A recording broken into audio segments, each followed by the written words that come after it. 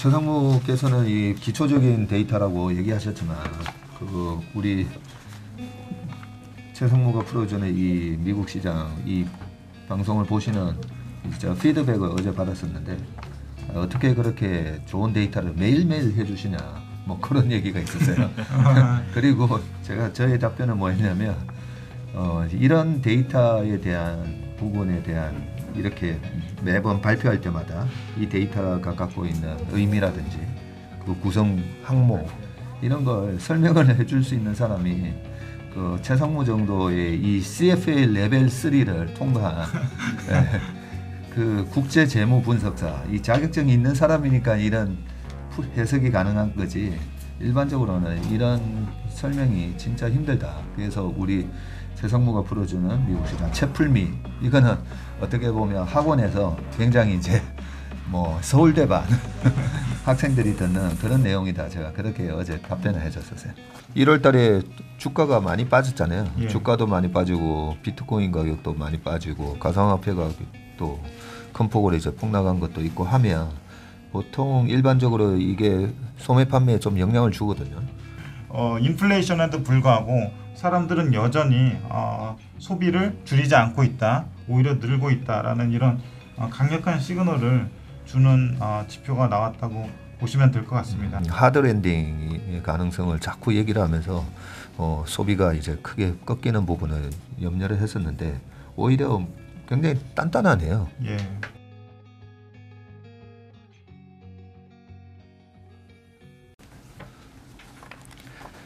자, 최일호 상무가 풀어주는 미국 시장. 어제 미국 시장이 좀 반등이 들어왔는데 어떻게 됐는지 말씀해 주세요.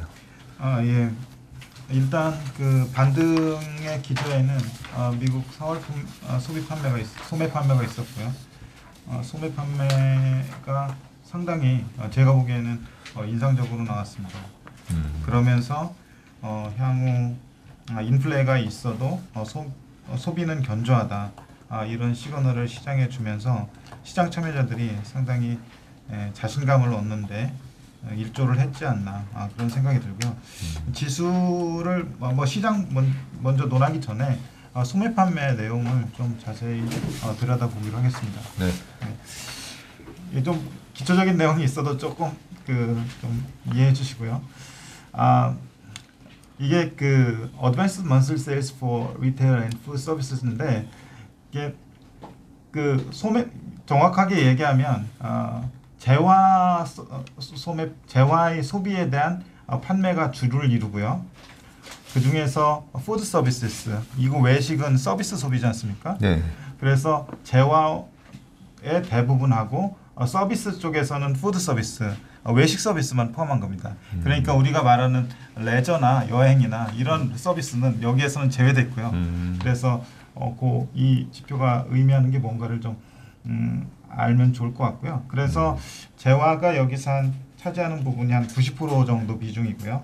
밑에랑 같이 보시면 Food Service and Drinking Places라고 나오는데 이건 외식인데 외식이 한 12% 정도 차지하면서 전체적으로 재화 소비에 대한 수치를 여기서 보여준다고 생각을 하시면 될 것 같고요.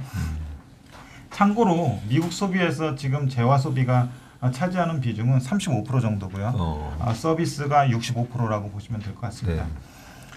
그래서 구체적으로 수치로 들어가면은 MOM으로 그러니까 3월 대비 4월 소매 판매가 0.9% 늘었는데 이게 그 컨센서스가 1%, 0.9%에서 컨센서스랑 부합했다고는 하지만 굉장히 잘 나온 수치입니다. 왜냐하면 얘네들은 먼저 예비치를 발표하고 리바이즈된 수치를 발표하는데 3월에 발표했던 소매 판매가 MOM으로 0.5% 는 거로 그 발표를 했었는데 이번에 같이 리바이즈하면서 1.4%로 수정을 했습니다. 그러니까 3월에 그 베이스가 높아졌음에도 불구하고 3월 대비 4월 소매 판매가 0.9%나 늘었다는 것은 대단히 높은 수치라고 볼 수 있겠고요. 실제로 그 액수를 보면은 3월에 리바이즈된 수치가 671.6빌리언이었고요. 그리고 4월에 그 677빌리언이 나와서 3월 대비 4월이 그러니까 MOM으로 월간으로 0.9% 늘었다고 보시면 될 것 같고요. YOY로는 참고로 8.2%가 늘었습니다. 중요한 임플리케이션은 지난주에 그 CPI를 저희가 같이 봤었는데 그때 CPI에 대한 어떤 수치가 약간 그 피크아웃하는 모습이 보이면서도 YOY로는 여전히 좀 세다라는 인상을 줬었는데 그때 8.3% 나왔었잖아요. 예, 그렇죠. 근데 지금 그 CPI하고 소매 판매 월별 증가율을 보면은 올해만 보면은 그 CPI부터 보면은 월별 MOM으로 0.6, 0.8, 1.2, 0.3 이렇게 추세가 나오고 있고요. 근데 사람들이 이제 물가가 올라가면서 소비의 여력이 줄어들 거다라고 생각을 하고 있었는데 1, 2, 3월까지는 뭐 2.7, 1.7, 1.4 그 MOM으로 소매 판매가 증가하는 모습을 보였고 그 인플레이션 그 CPI보다 더 높은 성장률을 보였는데 4월이 굉장히 관심이 많았었는데 왜냐하면 3월에 인플레이션도 높았고 소매 판매 증가율이 인플레이션보다 약간 높은 정도에 불과했으니까요. 근데 4월에 실제로 뚜껑을 열어보니까 CPI가 0.3%였고 그 소매 판매 증가율이 0.9%. 그래서 인플레이션에도 불구하고 사람들은 여전히 소비를 줄이지 않고 있다, 오히려 늘고 있다라는 이런 강력한 시그널을 주는 지표가 나왔다고 보시면 될 것 같습니다. 그러네요. 예. 이게 특히나 1월달에 주가가 많이 빠졌잖아요. 예. 주가도 많이 빠지고 비트코인 가격도 많이 빠지고 가상화폐 가격도 큰 폭으로 이제 폭락한 것도 있고 하면 보통 일반적으로 이게 소매 판매에 좀 영향을 주거든요. 웰스 이펙트가 거꾸로 이제 작용을 하면서 소비가 이제 확 주는 그런 모습을 우려하면서 그래서 요즘 많이 나왔던 얘기가 이제 하드 랜딩이잖아요. 이렇게 물가가 높으면 이제 경기 위축이 올 건데 하드 랜딩의 가능성을 자꾸 얘기를 하면서 소비가 이제 크게 꺾이는 부분을 염려를 했었는데 오히려 굉장히 단단하네요. 예. 그래서 사람들한테 굉장히 그 투자 관점에서도 미국 소비가 견조하니까 웬만큼 금리 인상에 대한 우려가 있다고 하더라도 미국의 경제는 소비가 많은 부분을 차지하고 있기 때문에 그렇게 큰 영향을 주지 않을 것이다라는 어떤 아까 말씀드렸듯이 자신감을 심어주는 지표가 아니었나 생각을 하고요. 네. 그 세부 항목으로 들어가면 약간 좀 그 강론적인 거긴 하지만 이 지표의 구성이 어떻게 돼 있나 과연 이제 아까 677.7빌리언을 4월에 그 판매했다고 하는데 소매 판매가 그렇게 나왔다고 하는데 그 중에서 품목별로 미국 통계국에서 발표하는 자료를 기초로 해서 어떤 거가 큰 비중을 차지하고 큰 비중을 차지하는 게 크게 늘어나야 전체 기여도가 높지 않습니까? 투자나 뭐 사업이나 다 똑같은 건데 일단 그 품목별로 보시면은요 그 전체 소매 판매 중에서 큰 품목을 차지하는 게 모터 비클스 앤 파츠 딜러스라고 해서 자동차 부문입니다. 이게 19.5%를 차지하고 있고요. 네. 이 19.5%를 차지하는 게 옆에 월별 증가율하고 뭐 YY 증가율을 보는데 월별 증가율을 기준으로 보면은 이게 2.2%가 월별로 늘었고요. 아까 4월 소매 판매 증가율이 0.9%인데 전체가 0.9%인데 자동차가 그 중에서 전체 품목 중에서 20%를 차지하는데 여기서 2.2%가 늘었다는 건 자동차 판매가 상당히 크게 기여를 했구나라는 인플리케이션을 줄 수가 있고요. 지난달 대비 2.2% 늘었다는 거죠? 예, 그렇습니다. 그리고 큰 부분을 차지하는 게 또 그 밑에 non store retailers 이렇게 돼 있는데 이게 전자상거래입니다. 쉽게 말해서 온라인 판매인데요. 그 이게 전체 품목에서 차지하는 비중이 16% 정도 되는데 옆에 보시면 MOM으로 2.1%가 늘었습니다.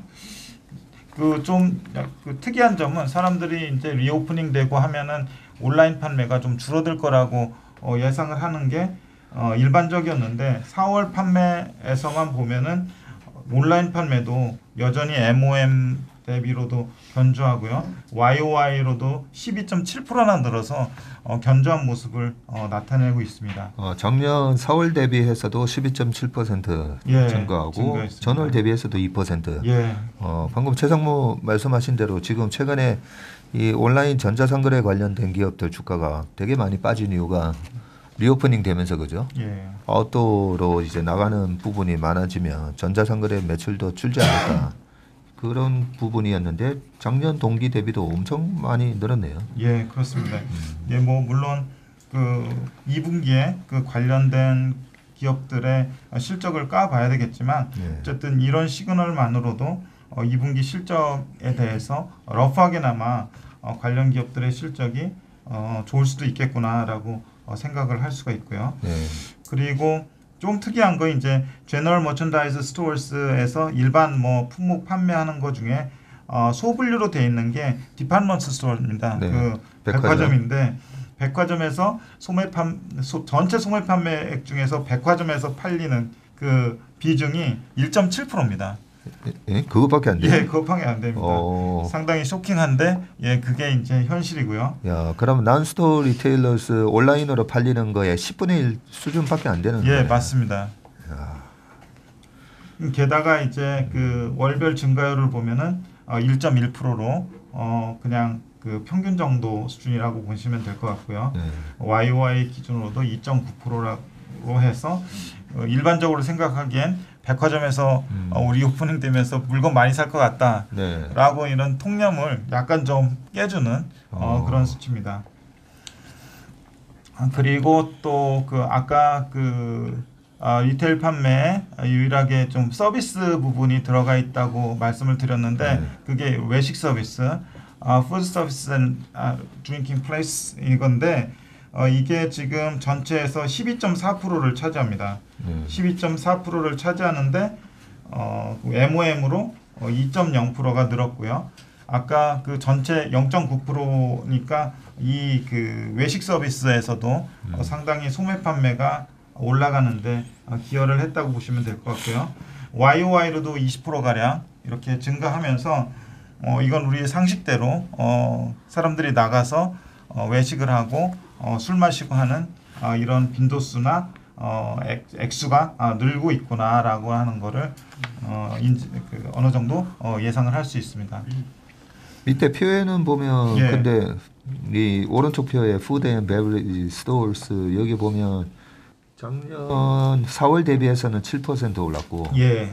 3월 대비에는 마이너스 0.2로 나오는데 예. 이거는 푸드 앤 베버리지 스토어스는 밖에서 음식을 사다가 집에서 해 먹는 그런 거라고 보시면 될 것 같고요. 그래서 요거랑 대비되는 게 집에서 먹느냐, 밖에서 먹느냐 봤을 그래요? 때는 밖에서 먹는 횟수나 뭐 액수가 지금 늘고 있다 이렇게 보시면 될 것 같습니다. 알겠습니다. 예. 좀 질문이 하나 예. 있습니다. 여기 올해 CPI와 소매 판매 월별 증가율 말씀해 주신 이 표 보면 예. 예를 들어 1월 달에는 CPI는 0.6% 상승했는데 소매 판매는 2.7% 상승한 거고 이렇게 해석하면 되는 것 같은데요. 예, 맞습니다. 그러면 올해 1월 같은 경우는 소매 판매 2.7% 중에 이 물가가 기여한 부분은 0.6이고 수량이 기여한 부분이 2.7에서 0.6을 뺀 1.9다라고 해석하면 좀 예, 맞을까요? 맞습니다. 예, 그렇고요. 그 여기는 이게 지금 인플레이션 어저스티드 된 금액이 아니고 그냥 명목 금액을 가져왔기 때문에 그렇게 차감해서 보면은 어차피 그 판매액은 Q 곱하기 P니까 P가 0.6이고 나머지 그 2.7에서 0.6을 차감한 게 Q의 부분이 되는 거겠죠. 그러면 이게 3월 그 1월, 2월, 3월 올 때 이 Q 드리븐 그러니까 Q가 기여하는 부분이 계속 줄다가 예. 4월 물론 한 달밖에 안 봤지만 그래도 3월 대비 4월은 예. Q가 기여하는 부분이 다시 좀 늘어서 예, 저희 맞습니다. 입장에서는 Q가 기여분이 큰 게 주가에는 도움이 되니까 예, 그렇죠. 좀 해석을 더 좋게 할 수 있을 것 같아요. 네, 맞습니다. 왜냐 그 사람들이 이제 그 GDP 산정하는 것도 실질 GDP잖아요. 네. 그 명목에서 인플레이션을 반영한 GDP인데 명목이 이를테면은 4% 나오는데 인플레이션이 5%면은 실제로 마이너스가 되잖아요. 네. 그래서 이제 실질 GDP에도 사실 사람들이 그런 그 인플레이션이 너무 강해서 그 마이너스가 나오지 않을까라는 부분에 대해서 걱정을 했는데 대표님 말씀해 주신 대로 4월은 Q가 드리븐해서 소매 판매가 늘어나는 그런 모양을 주었기 때문에 전체 미국 경제의 어떤 그 실질 GDP 상에서도 긍정적 임팩트가 있을 것 같습니다. 최상무께서는 이 기초적인 데이터라고 얘기하셨지만 그 우리 최상무가 풀어주는 이 미국 시장 이 방송을 보시는 제가 피드백을 어제 받았었는데 어떻게 그렇게 좋은 데이터를 매일매일 해주시냐 뭐 그런 얘기가 있었어요. 그리고 저의 답변은 뭐였냐면 이런 데이터에 대한 부분에 대한 이렇게 매번 발표할 때마다 이 데이터가 갖고 있는 의미라든지 그 구성 항목 이런 걸 설명을 해줄 수 있는 사람이 그 최상무 정도의 이 CFA 레벨 3를 통과한 그 국제 재무 분석사 이 자격증이 있는 사람이니까 이런 해석이 가능한 거지 일반적으로는 이런 설명이 진짜 힘들다. 그래서 우리 최상무가 풀어주는 미국 시장 채플미 이거는 어떻게 보면 학원에서 굉장히 이제 뭐 서울대반 학생들이 듣는 그런 내용이다. 제가 그렇게 어제 답변을 해줬었어요. 뭐 어떻게 보면 이제 저는 그 시청자의 어떤 눈높이에 맞춰서 얘기할 만한 자신은 없습니다. 그냥 있는 대로 하는데 네, 고급 과정으로 얘기하시면 돼요. 굳이 이제 그 댓글에 보니까 소스가 어디냐 소스를 달아놓으면 좋겠다라고 하는데 소스가 별게 없습니다. 미국은 통계국이나 이런 그 각종 정부 기관에서 네. 통계를 굉장히 잘 해놓고 엑셀 파일도 제공을 하기 때문에 그 사이트 들어가서 약간의 이제 가공을 하면 되는 거고요. 네. 거기다가 이제 시장에서 사람들이 어떻게 보느냐를 좀 파악하기 위해서 블룸버그나 월스트리트저널이나 CNBC 뉴스 네. 보는 정도이고 저한테도 뭐 특별한 건 없습니다. 네. 제가 뭐 대단한 인사이트가 있어가지고 이 뭐 앞에 일을 어떻게 될 거다 예상하는 건 아니고 있는 정보를 가지고 약간의 이제 있는 데이터를 가지고 약간의 이제 좀 차별화된 정보를 만들려고 애쓰고 있을 뿐입니다. 네, 그 통계국이 이 센서스 뷰로 이거예요? 예, 그렇습니다. 센서스 뷰로에서 발표합니다. 네. 그리고 시장에 대해서 아까 모두에 말씀드렸듯이 오늘 그 소매 판매가 중요하기 때문에 다음 좀 이따 말씀드린다고 했는데 지금 좀 보면은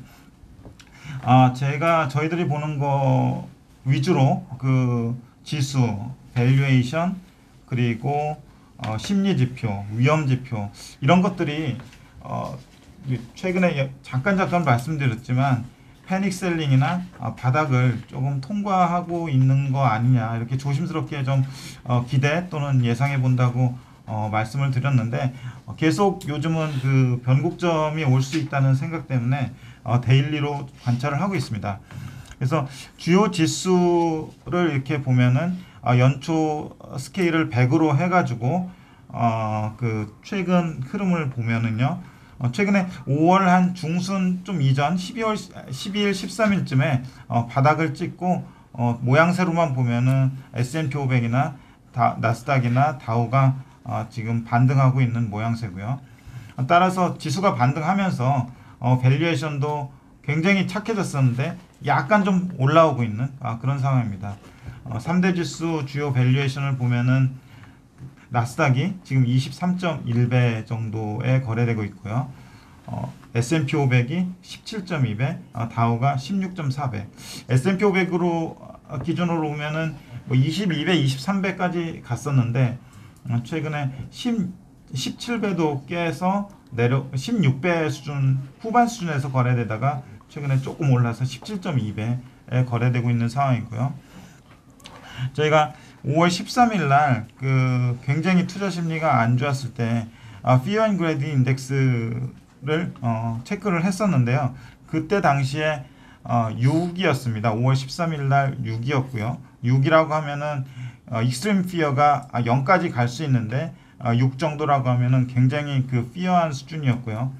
참고로 그 팬데믹 때 1까지 내려온 사례가 있지만 지금 6까지 빠질 정도로 또는 팬데믹 상황 비슷한 수준으로 공포스러운 단계냐라고 볼 때 그 수치가 과연 1까지도 내려갈 수 있나라는 어떤 의문을 가졌었는데 그 이후에 피어 앤 그레이드 인덱스가 조금씩 반등을 하면서 6에서 지금 15까지 올라온 상황이고요.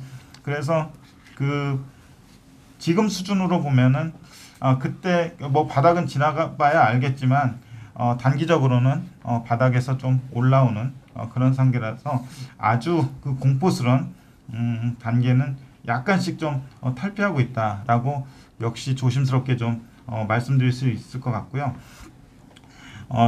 주요하게 보는 펀더멘탈 위험 지표 중에서 하이힐드하고 하이힐드 스프레드 최근 추이를 보면은 계속 데일리로 그 트래킹을 하고 있는데 지금 보면은 그 5월 2일부터 5월 17일까지 그 수치인데 미세하게나마 하이힐드 같은 경우는 5월 12일에 7.51을 찍었다가 지금 7.49, 7.50, 7.50 그래서 미세하게나마 더 이상 올라가지 않고 있는 그런 상황이고요. 하이힐드 스프레드는 역시 5월 12일 날 4.77을 찍었다가 4.63, 4.71 그리고 어제 4.6까지 빠졌습니다. 그래서 이거 역시 이게 빠지는 게 추세적이지는 아직은 모르겠으나 더 올라가지 않고 있다. 그래서 투자 심리가 개선되고 있는 그런 상황이라고 보면 되실 것 같고요. 아시다시피 하이힐드는 정크본드 투기 등급 채권인데 거기에 투기 등급 채권의 투자 심리가 개선되고 있다는 것은 더 위험한 주식에 대한 투자 심리도 조금씩 살아나고 있다라고 이해하시면 될 것 같고요. 굳이 이제 트래킹하는 것 이외에 대응이 그럼 어떻게 될 거냐라고 봤을 때는 여기에서는 그 아주 그 공포스러운 단계, 아주 그 투자 심리가 그 안 좋았던 단계를 지금 벗어나고 있는 상황이고 이익 레벨도 저희가 계속 체크하고 있듯이 이익 레벨이 빠지고 있지 않은 상황이기 때문에 주가는 여기에서 지수나 밸류에이션이나 심리 지표나 위험 지표로 봤을 때는 바닥을 통과하고 있는 거 아닌가라고 이렇게 조심스럽게 말씀드릴 수 있겠습니다. 이 피어 앤 그리드 우리가 공부를 해보니까 굉장히 좀 재밌는 지표고 약간 인사이트를 줄 수 있는 부분이 방금 이 1년 동안 피어 앤 그리드 지금 나오는 이 차트 있잖아요.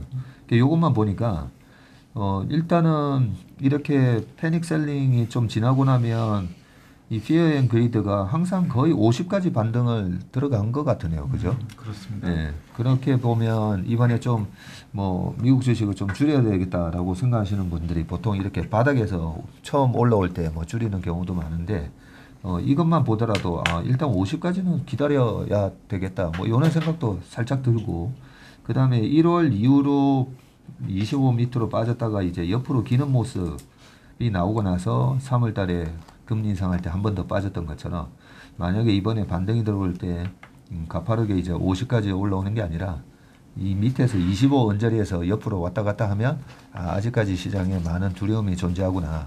좀 더 조심해야 되겠구나. 뭐 이런 생각 해볼 필요가 있을 것 같으네요. 네, 오늘 미국 시장을 풀어주는 제이로 성분이 수고하셨습니다. 감사합니다. 네, 감사합니다.